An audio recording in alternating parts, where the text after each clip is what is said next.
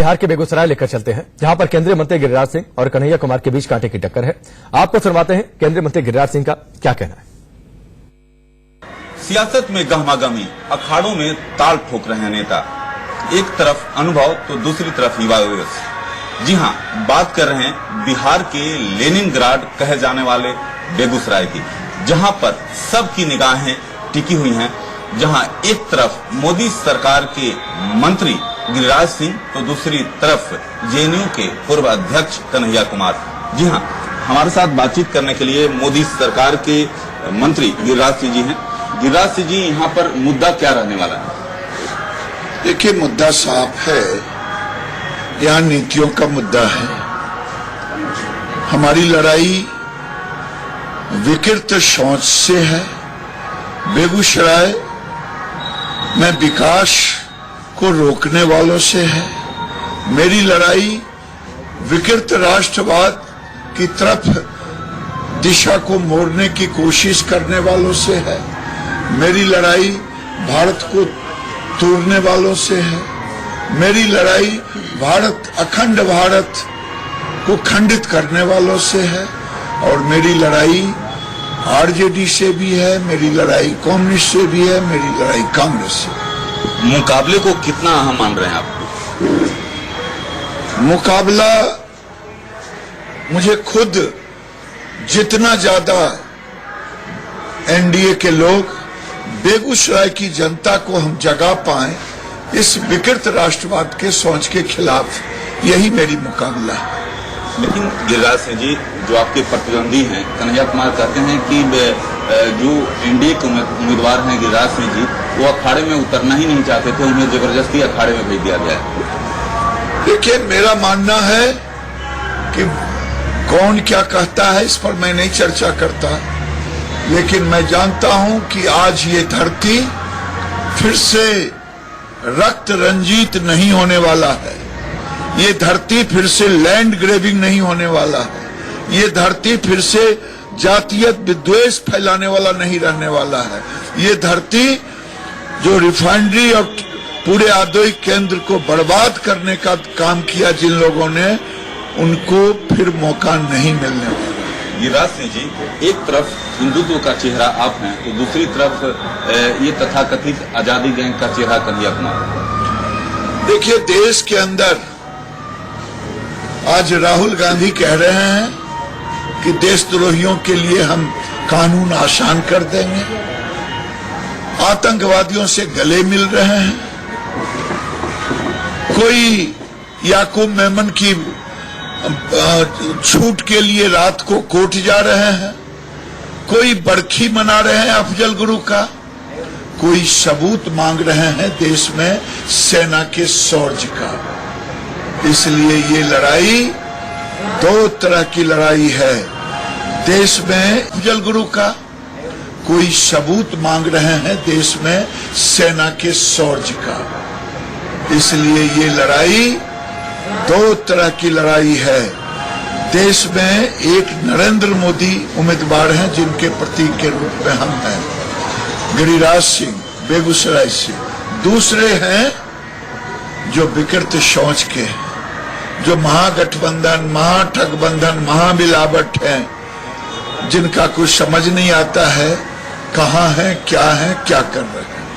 अच्छा, एक जो आपके प्रतिद्वंदी हैं उनका कहना है कि कन्हैया कुमार का, कि बीजेपी के गुंडे उन्हें घूमने नहीं दे रहे हैं, उन पर लगातार उनके कार्यकर्ताओं पर हमला किया जा रहा है।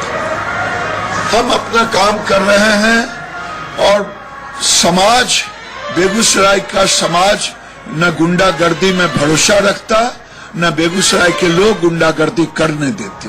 अच्छा, आपकी छवि गिरिराज सिंह जी कट्टर हिंदुत्ववादी का आपका जो छवि है, आप जो मौजूदा स्थिति है बीजेपी को किस तरह देखते हैं?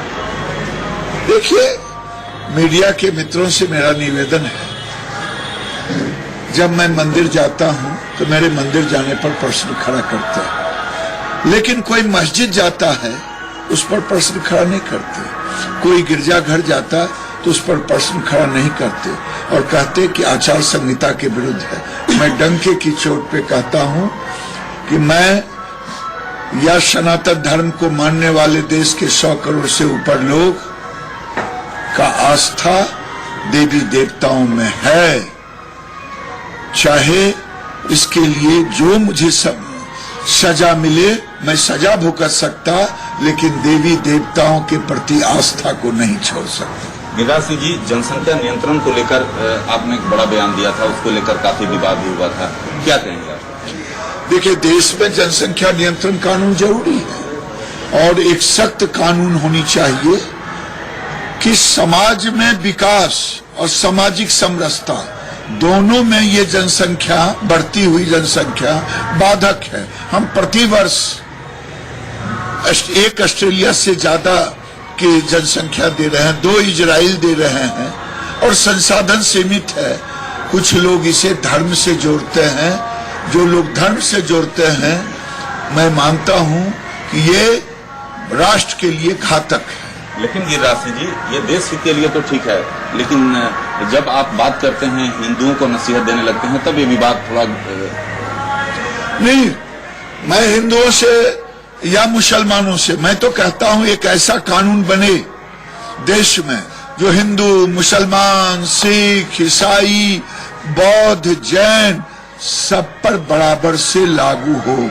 ऐसा जिस ढंग से चाइना ने बनाया है, अगर 79 में नहीं बनाया होता तो आज चाइना विश्व की ऊंचाई पर नहीं जाता। भारत को अब जरूरी आ गया है और मैं चुनाव जीतने के बाद इस कानून को बनवाने का 200% प्रयास। गिरिराज सिंह जी, आपको क्या लगता है बेगूसराय में अनुभव या युवा जोश, किसको तरजीह मिलेगी? बेगूसराय में बेगूसराय की जनता का जोश, होश और उनकी सोच तीनों राष्ट्र के प्रति समर्पित है, कहीं कंफ्यूजन नहीं। लेकिन आपके प्रतिद्वंदी कर रहे हैं कि आप बाहरी हैं, आप अंत तक आने के लिए तैयार नहीं थे। बेगूसराय की जनता, बेगूसराय मेरी कर्मभूमि, जन्मभूमि से राजनीति से कुछ लेना देना नहीं। बेगूसराय की जनता क्या कर रहा है, क्या सोच रहा है, क्या देख रहा है, कोई मीडिया जाकर के देखे, पूछे, जाने। कोई समाज में खूनी क्रांति करना चाहता, कोई समाज में आतंकवाद का घर बनाना चाहता, कोई समाज में सांप्रदायिक विद्वेष फैलाना चाह रहे हैं और भारतीय जनता पार्टी समाज को एक करके समृद्ध समाज की ओर जा रहा है। उसी की बात कर रहा है, विकास की बात कर रहे हैं कि जो प्रधानमंत्री ने फिर से श्री बाबू की कर्मभूमि डॉक्टर श्री कृष्ण सिंह, जिन्होंने रिफाइनरी, फर्टिलाइजर, थर्मल, मोकामा का पुल, आज फिर से एक नई जोश के साथ, नई विकास नीतियों के साथ नरेंद्र मोदी ने यहाँ 30,000 से ऊपर करोड़ का फरवरी में पैसा देने का काम किया। गिरिराज सिंह जी, आपने एक बयान दिया था जिसमें आपने कहा है कि कमल लिए दिव्य पुरुष हैं मोदी। उसको लेकर जो विरोधी कर रहे हैं कि चापलूसी करने से कोई फायदा नहीं है। विरोधी नहीं, ये दिनकर की खुद की पत्ती है। दिनकर जिस समय ये रचना की होगी उस समय भारतीय जनता पार्टी का जन्म नहीं हुआ था। उन्होंने कहा था, एक हाथ में कमल लिए, एक हाथ में धर्म दीप्त विज्ञान लेकर उठने वाला है इस धरती पर कोई इंसान। आज वो दिख रहा है, नरेंद्र मोदी उस दिशा में बढ़ रहे हैं। बिहार में क्या आपको लगता है कि जाति की जीत होगी या धर्म की? बिहार में समरस समाज की जीत होगी, सबका साथ, सबका विकास की जीत होगी, आप देख लेना। तो ये थे गिरिराज सिंह, जो साफ तौर पर आश्वस्त हैं बेगूसराय में जीत को लेकर। साथ ही साथ उन्होंने कहा कि जिस तरह से यहाँ पर माहौल खड़ा किया जा रहा है वो सही नहीं है। Rakesh Kumar Singh, India news, Begusarai, Bihar. वक्त यहाँ पर ब्रेक का, चलो वापस लौटते हैं।